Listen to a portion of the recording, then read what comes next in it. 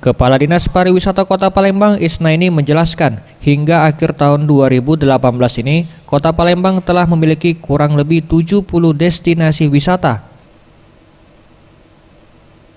Meningkatnya destinasi wisata di Kota Palembang ditambah menjadi tuan rumah Asian Games, membuat target kunjungan wisatawan sebesar 1,9 juta wisatawan di tahun 2018 berhasil terlampaui.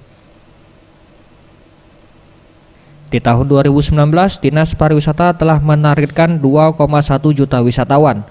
Untuk mencapai target tersebut, pemerintah kota telah melakukan perbaikan infrastruktur dan didukung dengan sistem transportasi yang terkoneksi, sehingga membuat wisatawan nyaman dalam berkunjung ke lokasi wisata. Palembang memperkenalkan Palembang ke halayak, sehingga nanti di tahun depan akan jauh lebih banyak lagi wisatawan bisa hadir di Palembang. Ya. Mungkin pertumbuhannya gimana Pak, persentasenya? Kalau persentase kita target tahun depan 2,1 juta ya wisatawan. Kalau tahun kemarin kan 1,9. Ya, itu angka kalau bicara angka. Tim Liputan Sriwijaya TV.